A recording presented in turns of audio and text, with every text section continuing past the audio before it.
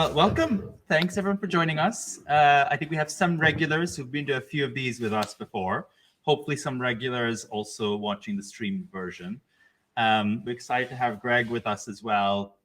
And for anyone who's not familiar with how we do these, we tend to sort of have the first 25, 30 minutes sort of streamed, where Izzy will kind of throw us a few softball questions. And a few hardball, maybe. Watch out. No peeking. And then for the rest, we'll switch off the live stream and just focus on the audience in the room. But yeah, with that, maybe Izzy? Yes. So hello, everyone. Izzy, and I'm going to be hosting today's discussion. Today, we're going to be talking about creating, well, actually one of my favorite topics, but creating a compelling vision and narrative that excites customers, investors, and talent in your business. So we're joined by Greg Jackson, the amazing Greg, who's CEO of Octopus, and of course, Stephanie Mead, CEO of Altruistic, who are going to share some of their experience and learnings on this topic. So as Steph said, a bit of housekeeping, first 30 minutes live, and then chatting house rules. So please keep any questions ready, because we would love to hear them. So Greg, maybe to pick on you first, how do you build and use mission to unite different stakeholder groups? So the team, investors, customers. I think the question is what comes first, actually. Are you building something and using a mission to unite it? Or are you actually on a mission? I think there's an incredible book by a guy called John Kaye, a professor at London Business School, called Obliquity. It says how our goals are best achieved indirectly. And what he really says is that time and again, you'll have companies that have been founded to do something bigger than just delivering on, for example, shareholder returns. And those companies have often done far better. And in fact, there were great case studies where they pivoted. ICI, which when I was young was like the unbeatable British giant Imperial Chemical Industries. It was everywhere. And its mission was to create a science that would change the world for the better. And then in the 1980s, it decided to deliver the top 30% of shareholder returns. And within a decade, it was gone. And it was gone because the world, the economy and markets are changing all the time. So if you're chasing short-term profits and you spot that this year something's really profitable, and your entire business is chasing those short-term trends, then you'll never catch them. But you're not investing in the stuff that doesn't change. That's the fundamentals. And I think by investing in fundamentals, it doesn't really matter what goes on in the short term. You'll never be the most profitable company, but actually you'll be creating something that's solid and got resilience. And I've seen this quite a lot in my career. And I guess, so for example, when we started Octopus, I cared enormously about the environment. I joined Greenpeace when I was 15. It really matters to me. I also care about social justice, energy needs to be affordable. Everyone has to use it. Like if you're selling expensive watches, it's totally cool to charge 20 grand for something that costs 100 quid to make. I don't care. But if you're selling something everyone's got to use, then I think it's important that you work incredibly hard to make it affordable. And so for us, for example, we had a mission from the beginning. There was a fundamental one. It's not going to change. At least it is likely that everywhere in the world, in poor countries and rich countries, and in good times and in bad, low-cost energy is important to people. And it's unequivocally the case that energy is the single greatest contributor to climate change. And that therefore, until we sort out the cleanliness of energy, that's a fundamental. And so by building a business against two fundamentals, we can be pretty sure that if we're good at that, we will create value. Rather than setting out to create value and then saying, now what mission can we wrap around this? And so, I think the fundamental thing is being brave enough. And I don't mean we're brave. It's easy as a startup. I think it's really hard in existing businesses. But brave enough to not just put a wrapper on something, but to make it your fundamental driver. And for those businesses that perhaps didn't start off with a mission, what advice would you give to them to make that wrapper more concrete? Yeah, I mean, I think all businesses start off with something. For example, we started off with an idea. We had no money, right? So we went and raised some money. And then we had an idea and we had some money, not that much. But we didn't have many customers and we didn't have a big team. So if you like, we had a couple of things on the scorecard that were extremely positive, but a couple that were really quite difficult. Meanwhile, our rivals, large energy companies, for example, started with a lot of people, a big balance sheet, a great brand. But for example, they might have a legacy mission or a lot of their assets might be in things that, for example, are about dirty energy. So in both cases, you've got some stuff that's helpful and some stuff that's hard. If you're starting with a brand, you've got maybe a great public affairs team, you've got a balance sheet. Well, I think, it may not be easy to change, but you can fundamentally change. We've seen it. There's a company called Ørsted, which are currently having a tough time. It's the world's biggest, I think the world's biggest offshore wind company. But their tough times temporary. There've been some inflation issues, as we all know, and high interest rates caused by fossil fuels that have made it hard to build offshore wind farms for a short time. In a year or two, it'll all be fine, right? But Ørsted used to be called Dong, which, apart from sounding like an IKEA range, stood for Danish oil and natural gas. And they literally sold off all of their oil and natural gas and focused on renewables. And for a very long time, we're a global powerhouse and actually fundamentally are still incredibly valuable. So, these tough challenges are totally deliverable. And I should say, by the way, at the same time, that doesn't demonize, they sold off their oil and natural gas. So somewhere, and I don't know what it's called, there'll be something that is the remnant, the rump of what they did. And, look, we all use oil, almost all of us in some way use oil and natural gas quite a lot. In fact, Octopus, clean energy company, I think we're the second biggest seller of gas in the UK, right? We're a phenomenal emitter, right? I can talk about what we think about that in a second, but I'd rather be honest about it than pretend otherwise. Those rump companies that are running in oil and gas, at least they're clear. And if you speak to some of them, they'll say, look, for as long as the world needs oil and gas, we're digging it out of the ground. But they're not pretending. They're not pretending that they're trying to drive in the transition. And I think that's really helpful. So I'd much rather have honesty for companies that are firmly driving, for example, a sustainable world. And by the way, ones that come from a non-sustainable world. And so in a way, you take tobacco companies, which, for a long time, they literally claimed that tobacco didn't kill people. And then they said, well, it does, but we're creating safe tobacco with filters and low tar. It's all bollocks, right? Forgive me if this is streamed. If there's any lawyers, it may not be. When I say bollocks, I mean, it's I think largely not true. But and then bit by bit, they said, look, tobacco does kill people, but at least for some people, fags are fun, right? And at least you could then have the honesty that they can sell their product complete with all the warnings and everything else until society decides enough's enough. But at least that's more honest. And as a result, tobacco has delivered better returns over the last 30 years than almost any other sector. And yet nobody's pretending tobacco is not bad for you. And I think if we can have the same conversation in sustainability, which is meat is bad for the environment, right? That's cool. I eat meat, all right? I totally recognize on my personal balance sheet, that's a bad thing. But I haven't given it up until we have better alternatives. And I know there'll be vegetarians in the room that tell me that, I'm being, but the point really being just honesty is more important than anything. And I think that's honesty, by the way, if you're being sustainable, and honesty if you're not. And what's really challenging is when you have companies that choose, it is easier to cheat or to deceive than it is to change.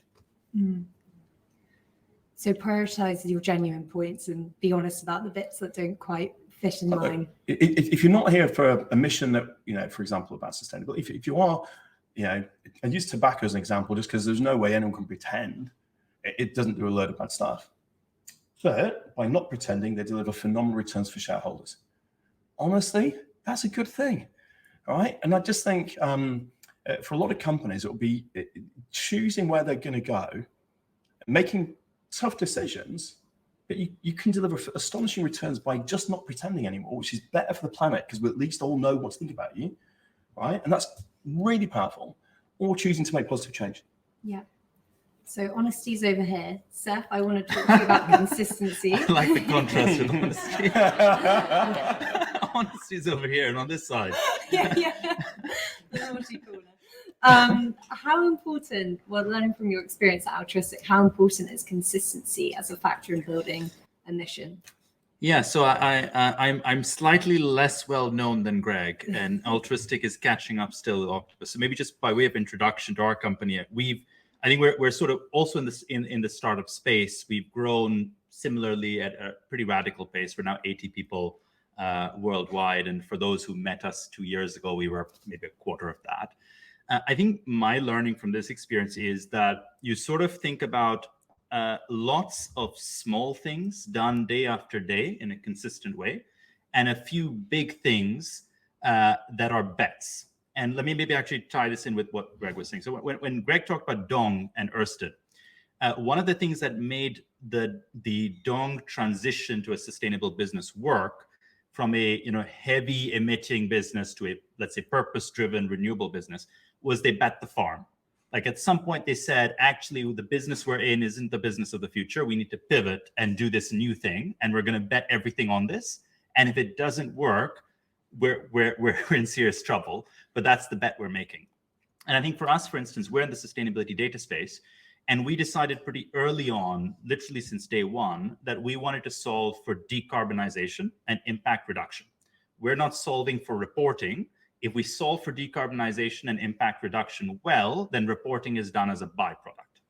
And that design choice meant that we tried to optimize for taking in data in large volumes, high granularity, assigning tags and classifications. It was a big engineering lift. And if we'd gone down the wrong path with that, if that had been the wrong bet, and actually it turns out no one cares about decarbonization, everyone just wants to fill out a GRI report, then actually like this would be a massive hemorrhage of cash in the wrong thing. And so that's kind of what I think about as like a big strategic bet, and you need it to work out, but it's an act of conviction behind your purpose. If I maybe look in the other corner, and I think about what is it that you need to do repeatedly, day in after day, day in and day out, what I've noticed is, so the average age in our company is probably 29, 30, thereabouts. So we have generally a very young community. And this community has come to us primarily because they want to change the world. Like I think probably 60%, 50% of people at Altruistic are here because they genuinely want to change the world, and that's all they care about. And actually it's not about the money, it's not about share options, it's about changing the world. 25% want both, and 25%, let's be honest, are probably here for the money. But you know who you are. But if you kind of think about that 75% base and what it takes to keep them energized and excited to come in day after day, you need to show that you're sincere and that it shows up in all the small things. So for instance, we're a business dedicated to transparency, right? We're making environmental data clear, accessible, transparent. And if we're not transparent with ourselves internally, and if we don't cascade bad news as fast as good, and if we're not upfront and honest with our customers, our business will call us out. And so every now and then, right, in all candor, every now and then, this is software, there's a bug, there's an issue, there's a problem. Every now and then a calculation goes fuzzy. And it's not just us, it's a figment of the space. But we realize that every day, every other day, we maybe need to make a hard choice and just go to a customer and say, look, this is something that's happened. We're going to fix it together. And that's how we work through this. And that's not just to build and maintain trust with our customer, but it's also to make sure that everyone in the team knows that we're sincere and committed. And as a retention strategy, that's the hard thing, I think. It's very easy to update the website. It's very easy to put, a mission statement out there. It's very hard every day to make a decision in line with a certain value, knowing that it may or may not always resonate and may or may not always feel like the right thing. One example is we had to create a commercial ethics policy, which is, for anyone who kind of is wondering what this means, it's like which customers will we not sell to? And for us, actually, this came up pretty early because we had people in our team who were challenging why we were in a tender process with a company doing A, B, or C. And so we had to basically define it. And the way we thought about it was we want to keep it simple and practical. So we said, look, if the person selling the contract or the person working on the contract would not be excited to find that this customer was 10 times more successful in their core business next year, we shouldn't be selling it. So now if you kind of apply that filter and you think about, let's say, a tobacco company, right? Would I be happy to wake up and find that a tobacco company had made 10 times more money? Probably not, right? There's a few other businesses where I can say the same thing. I worked with a company in the coal liquefaction space. Would I be happy if next year they did 10 times more revenue? Probably not. And so if that's the rule of thumb, then you shouldn't want to do business there because you won't be sincere and you won't want to give it your best. And those sorts of things, frankly, are okay in good times, and in bad times look much harder. But that's the tax you pay on consistency, I think. So I find that both the big strategic bets and the small day after day decisions end up being equally important. And Greg, I can imagine you can relate to this as well, having the energy crisis and cost of living. There must have been quite a few big, hard decisions that you had to come up against where it could have gone, either way, but the mission aligned and perhaps not mission aligned. How do you manage those? Yeah, I think you talk about the cost of living crisis. I think it was a gas crisis. It was a fossil fuel crisis. It was entirely caused because of our dependence as a society on fossil fuels. Obviously, I think we all know that the biggest component was Russia's invasion of Ukraine and the sudden requirement for a lot of Western countries, a lot of European countries, to remove themselves from reliance on Russian gas. But actually, even before that, in the post-pandemic supply chain disruptions, gas was caught up with all the other things. And we've already seen a doubling of the price of gas before the invasion of Ukraine. I think I'm really quite proud of the UK government on this, actually, which was very early on. I remember going to see the Secretary for Energy at the time and saying, look, we need to be really clear. This isn't an energy crisis, it's a gas crisis. And the government covered it in that way. And I think it's really helpful for people to know that, for example, this wasn't caused because of the fact we've adopted renewables. In fact, if we'd adopted renewables faster and more fully, we'd have been better insulated against it. And I think we as a company, right at the beginning of the crisis, we actually changed all of our billboards, say gas is expensive, wind is cheap, build more wind, right? Because we desperately need the policies to be able to build more wind. Now, the downside is, such is our addiction as a society to fossil fuels, that instead of building more wind, for example, Germany built 5 liquid natural gas terminals. And I remember I was on a stage with a former energy minister, and she said, obviously the gas thing's very urgent. I'm like, well, fucking hell, forgive me language, sorry.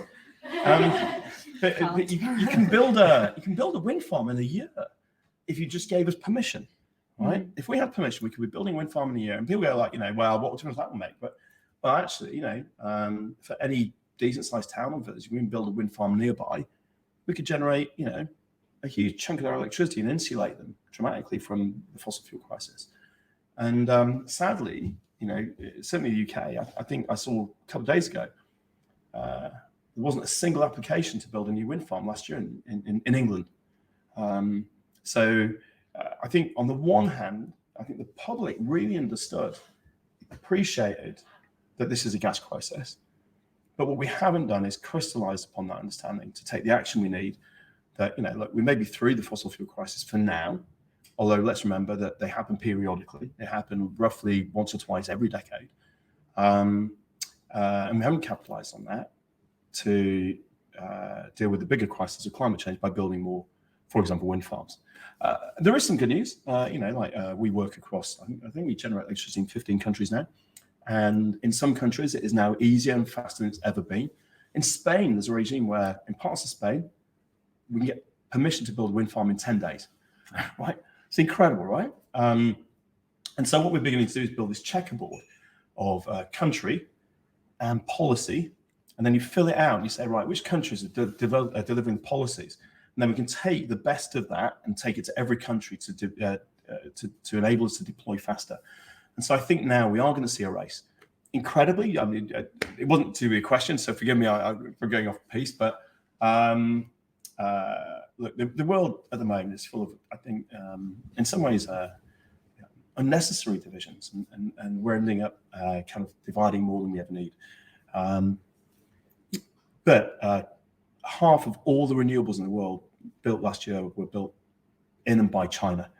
If you look at the growth rate of, for example, Chinese electric car companies, while Western car companies are struggling to deliver competitive electric vehicles and therefore are saying electric vehicles are not popular, they don't work, whatever, China's just gone all in and on both renewable generation and the uses of renewables, electric vehicles and heat pumps. I think a lot of Western countries are about to see an absolute tidal wave of change. And we should either be grabbing that and benefiting both our citizens and the planet, or we're just going to find that we're left behind, increasingly irrelevant. Yeah, I think we're actually seeing a similar thing happen in emerging markets, which is quite interesting, where if you look at certain value chains, and let's take textiles as an example, some countries are leaning in much more and much further on decarbonization, and they're doing it at a national level and a strategic level. And as a result, their industries are going to be better positioned to benefit as brands start switching around their supply chains. And I think that's kind of when you sort of say the 10 days to build a wind farm, like, you know, again, I grew up in Pakistan, and I know Pakistan this is nowhere on the roadmap. Like, it will not take 10 days. It may take 10 years, and you're lucky to get paid at the end of that. And, you know, like, Pakistan has a big textile industry, and I think that they should be looking at Bangladesh and looking at Vietnam and looking at Thailand and starting to see how some of this policy is just going to radically reframe competitiveness. And I actually think for those in the room buying from like agricultural value chains, this is just going to be heavier, right? Like, we're looking at, you know, Africa, LATAM, Asia. There's going to be big implications for global trade flows as a result of some, you know, I mean, your policy grid almost is a good guideline for a lot of companies to look at and kind of wonder if they'll be competitive just by virtue of what their government is doing or not doing. We should work on it together. I think it's like, just to put this in perspective, in parts of the global south, you can generate electricity from solar energy at under 2 cents per kilowatt hour. Currently, a consumer in the UK, by the way, is paying 37 cents per kilowatt hour. With fossil fuels, the cheapest we can get to is maybe 5 or 6 cents. So renewables can be 3 times cheaper than the cheapest alternatives. And that's only getting better. I think the cost of solar fell by about 40% over the last 2 years. Right? All these technologies really mean, for a long time, a lot of people working in sustainability have had to struggle with saying, how do you tell your company or your supply chain they have to spend more to tick some boxes? Honestly, increasingly throughout the world now, we're at the tipping point where the fundamentals, the physics of certainly in energy, of clean energy, are cheaper than the alternative. And finding ways to enable supply chains and companies to benefit from that, even before markets have caught up, is a huge opportunity. And I think, by the way, 2024 is the pivotal year for it. And I think also before regulation is caught up. Like, again, you know, I remember looking at the cost of electricity in this Pakistan textile context, and the mainstream cost was about 20 cents per unit. The subsidized agriculture rate was about 7, and the solar kind of and battery stack was 4, basically. So you actually had, just on a mainstream basis, renewable energy cheaper than even the subsidized agricultural rate. And I think that's actually probably the case in a lot of global south. Yeah. And so you mentioned you work across 15 countries. How do you actually tailor, or do you tailor that narrative, that mission in each context? I think, I started off by talking about the fundamentals, but according to someone I spoke to, the laws of physics are literally the same everywhere in the world. And so it's really helpful to talk to governments and regulators and business partners about the laws of physics. Because the laws of physics really, really, really apply in the world of, for example, electricity. So the first thing is that solar power and renewables, if you've got and wind and hydro, as long as you've got the right resources available, most countries have got at least one of those 3, are increasingly cheaper than anything else. And then talking to governments about the fact that well, it turns out humans are pretty much the same everywhere in the world as well. It's really easy to fall for this thing that people are different. But honestly, the fundamentals for everyone, everyone wants cheap power, right? By the way, there are 600 million people in developing countries that don't have any power at all, right? And you know, incredibly, they are often in regions that got, for example, a lot of sunshine, often a lot of wind as well. Instead of big, expensive grid-based projects, we can be bypassing those huge infrastructures to go straight to the kind of thing that Seth was talking about, which is locally generated, solar plus battery maybe, plus wind maybe, cheaper than power has ever been. And very similarly to the way in which smartphones leapfrog the need for landline infrastructure. And so ultimately, I think wherever we're talking the world, it's really about the fundamentals that citizens and businesses, industries, want access to cheap power, and the cheapest power is from renewables. And then we just have to talk about, within a given context, what the best way of delivering that is. Mm. And Seth, would you say the same for the traditional sustainability data challenges, speaking to the sustainability practitioners in the room? Yeah, I think, Izzy, like I'm seeing sort of three paradigms globally. One is, let's say, the EU reporting paradigm. And so you have a lot of regulation that's come in, and just from companies that we speak with, that's driving a need to report. And so most large companies around the world are captured by that, either because they're in the EU, or they're exporting into the EU, or they have a division, et cetera. And I think that's one thing driving change. I think there's a second paradigm, which I see as the let's create a new industry globally kind of paradigm. And I sort of put the US and China, and to an extent India, in that bucket, where I think the US and China and India are all indicating a desire to create large-scale industrial advantage through a very proactive, muscular industrial policy. Inflation Reduction Act, great example in the US. China going down that route already. Look at the mobility value chain. India on grid power, right? Clearly heading in that direction as well. And I think that pretty much these three, I think, are going to really reshape how a lot of this works. And I think the third paradigm is countries that don't have the financial muscle or firepower to go in that second camp, and don't necessarily have the consumer demand to fall in that first camp, but want to be competitive and want to make sure that they can emerge, maybe not as net, like, they don't win a huge share of the pie, but they can at least win versus their traditional competitors. And so I think about countries like Costa Rica, for instance, where we've just made our first hires. And for Costa Rica, they're looking at how do they have a net zero export policy, where actually everything that they export can be a net zero product. And I think that's quite interesting. And you'll see, I think, a number of countries start to try and play in that direction, where they look at a specific value chain and they want to take a part of that value chain and they want to just sort of win versus their traditional competitors in that space. I think those three sort of paradigms are what I see shaping a lot of thinking. And so in the EU, for instance, a lot of the conversation we have is still around just reporting and kind of filling out data and kind of getting stuff over the line. In the US, a lot of it is now shifting over to how do you benefit from subsidy regimes. The sheer scale of funding available is huge. I expect to see the same thing in China, maybe a year behind, 2 years behind with new regulation now coming in.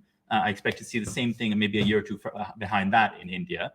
And then on the other stuff, I think it's very specific to particular materials. So like I think Bangladesh is moving on garments and textiles. I think Costa Rica and certain LATAM countries will move on fruit, for instance, and a lot of agricultural produce. I think it's going to be quite interesting to watch how just global trade is reshaped as a result of this. And I'd love to draw on also what innovations are going to help shape this. Greg, what do you think, well, first and foremost, as a tech entrepreneur, what do you think are the big technologies that are going to shape the energy transition in particular? I mean, one thing is we have all the technology we need today, right? So you'll see a lot of the time people want to delay the transition. We'll talk about expensive things like carbon capture and storage, or hydrogen for heating, or nuclear fusion. And they may or may not, any of them, be any use at all. But we don't need them. Today, through renewables, and maybe a small amount of gas backup, but honestly, that may turn out to be even that may be necessary. We can provide the power needs of the world at lower cost than we experience today. For those parts of the world that don't immediately have access to lots of renewables, long distance interconnectors. Our company's backing a project to build a connector from Morocco to the UK. With a huge solar farm and wind farm in Morocco. Long distance interconnectors, for example, are becoming the way in which power is moved around in China, and they'll become kind of more and more standard globally. The point being, we don't need any new technology. If we get it, it's just a bonus. forgive me for an outdated metaphor, but the iPhone launched with Edge, if anyone remembers. Yeah. And if you got an Edge signal today, honestly, you'd just give up and send a letter, right? But that was enough to get going. And then we got 3G and 4G and 5G, and 6 is on the way. And in the same way, we just get going with what we've got. And so the single thing we really need is just to electrify everything we can.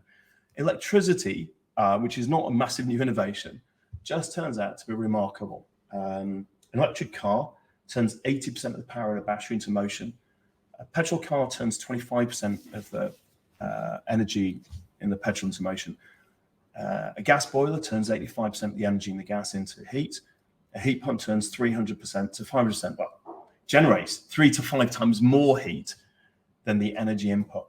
By that, it doesn't break the laws of physics. We can talk about that. Electricity is just better, but it's also fungible. If you've got a house with solar panels and a battery and a heat pump, we can guarantee no energy bills because we can grab energy from the electricity from the grid when we need it. We can dump it back onto the grid, get paid for it, and then balance the whole thing. You can't do any of this with fossil fuels. And so I think the single thing is electrification.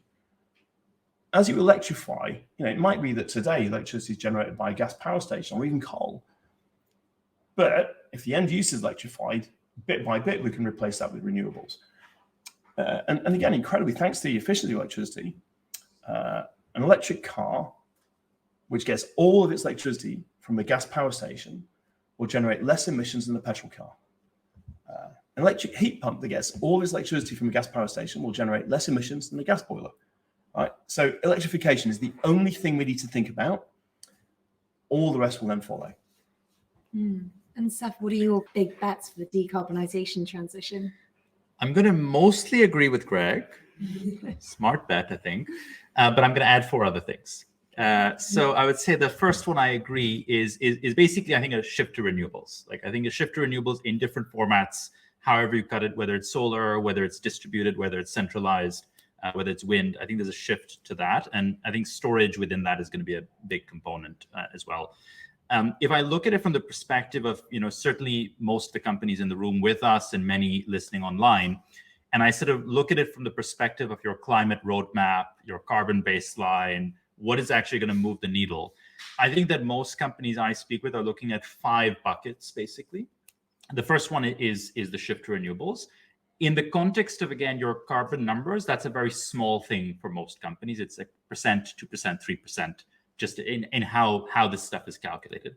I think there's a second lever, which is electrification of transport. And I think it flows from the first almost, where, I can if you electrify transport in China today, it's probably like a nuclear explosion for the environment because you get a lot of coal-based power. So you need to kind of decarbonize grids and then actually have electrification of transport.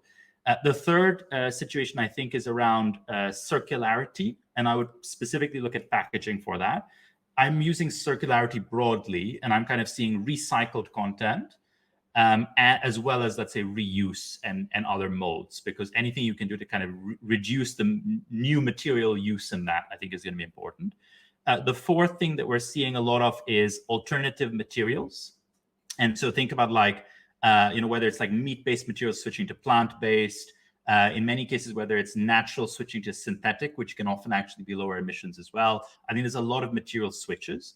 That's an exciting space for innovation. I think exciting for entrepreneurship. Lots of money, I think, will flow into that. But also, it's just it's an area which is quite complex because you need to. I was speaking with the COO of a big food company recently, and what he was telling me was that they struggled to get enough capacity on the production side that it made sense for them because they wanted to buy a dairy alternative at huge scale, and the supplier was able to supply 1% of what they would have wanted. So they now need to somehow pool together, other suppliers and make that work. And I think that can be tricky. And then the fifth thing I would look at is agriculture-oriented reductions. I don't use regenerative agriculture because I think that means a lot of different things to a lot of different people. And I think there are parts of that work particularly well for emissions reduction and parts that maybe don't.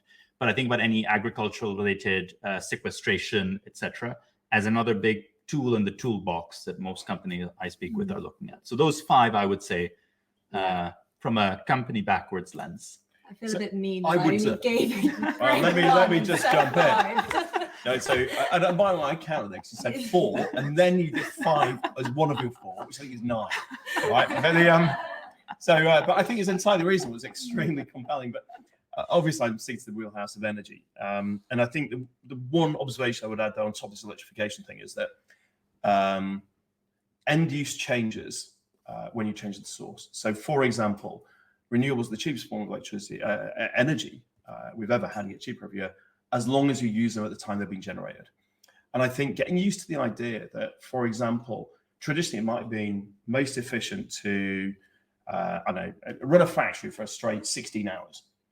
We might get to a world where sometimes it's most cost efficient to shift production depending on the cheapness of electricity at different times. And, great example here in the UK is we've got a product called Intelligent Octopus. If you've got an electric car, you get home, you plug it in, and we automatically charge it at the cheapest times. So as long as when you first sign up, you'll set your preference, 80% charge at 7 a.m. every day. And then within that, we just optimize, because you don't care whether we're charging at 5 p.m. or 5 a.m., as long as you get your preferences met. But that product means that the electricity is more than 3 times cheaper than standard grid price. It means that you can drive your car £2.30 for 100 miles, whereas with petrol, it's £20 for 100 miles. It's 8 times cheaper than driving on petrol, because we're optimizing it against the renewables. And I think, and by the way, the scale of this is incredible. Like a year ago, we had about 0.1 gigawatts of it, and it's now about 1 gigawatt. So it's grown about 10x in 1 year. Electric cars are only about 5% of the fleet, and only a quarter of them are on this product in the UK. Now, a gigawatt is the same as a nuclear power station. So when you see in the media all the time about how difficult it is to build a nuclear power station, right? In 1 year, we've brought, a small one, by the way, it'll be a big one by the end of the year. But in a year or two, we've created a nuclear power station's worth of electric vehicle flex. And as electric vehicles go from 5% the fleet to 100%, and as all of the cars end up on these kind of products, it's the equivalent of our entire electricity system today becomes flexible. And that flexibility, I think, really matters in the world of industry. So at the moment, there's a 10-year moratorium on building data centers to the west of London. Slough is the biggest concentration of data centers in Europe, and you can't build any more because you can't get the power. Meanwhile, in Scotland, we spent £3 billion last year throwing away green electricity because there wasn't any demand. And of course, what we should be doing is the data center should be moving to Scotland. At the moment, the market signals not there. Someone asked me earlier about what the biggest barriers for us are. And it's the regulation of markets that open up the economics to incentivize companies to locate to where you've got cheap green power. But in the way that at the beginning of the Industrial Revolution, steelworks moved to where you had a lot of coal and a lot of iron ore. So we'll see a lot of energy-intensive industries moving to where you've got cheap electricity, and that'll be where it's windy and where it's sunny. Now we need the markets to open up, but I think this kind of electrification is not about saying it's business as usual and we just change the source of power. It's fundamentally, if I was looking after a supply chain, I'd be thinking about where can we start relocating stuff that will get this cheap power. Yeah. I've been given the nod that we're out of time, but that was Seth's 9 things. Yeah, I know. All to blame. But I'd love to just ask both of you one last thing. If you had one piece of advice to give people or professionals who are trying to drive their mission, what would it be? Who wants to jump in first? Great. I mean, first of all, obviously you've got far more info in this, but look, I think the biggest insight for us that's been successful is how do we align economic interests with planetary interests, the planet's interests. Because I think in doing so, we're not pushing water uphill, we're at least kind of following it downhill. And I think, if you look at the growth of the company, a huge part of it has come from, always seeking the combined win. And by it's not profit maximization, it's just economic viability or economic improvement alongside the planet. An interesting thing, by the way, Seth, you talked about the importance of what this means for teams. If I tell everyone here that last year we recruited 1,000 or 2,000 people and we're only an 8-year-old business. That's a big number. But how many job applications do you think we got? And any guesses? 1,000 or 2,000 jobs, right? If I said it was 260,000, right? So far this year, it's February the 19th-ish. I haven't checked. We've had 80,000 job applications so far this year. People tell me you can't recruit tech people. We had 60,000 applications for software developers last year.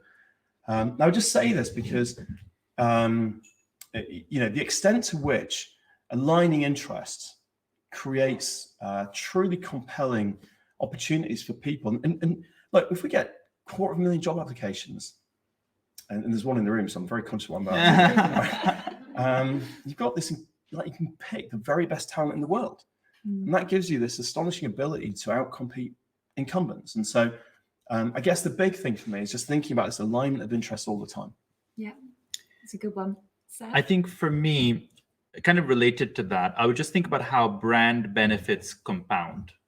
And so actually, if you think about some of the most sustainable brands in the world, like Patagonia, for instance, right? And I saw a couple of people in the room wearing Patagonia. If you just think about the additional value that you get just by putting that logo on an item of clothing, I think that's the quantifiable benefit of building an enduring brand. And I think what most companies miss around sustainability is they think of it as a reporting challenge or something defined by the moment.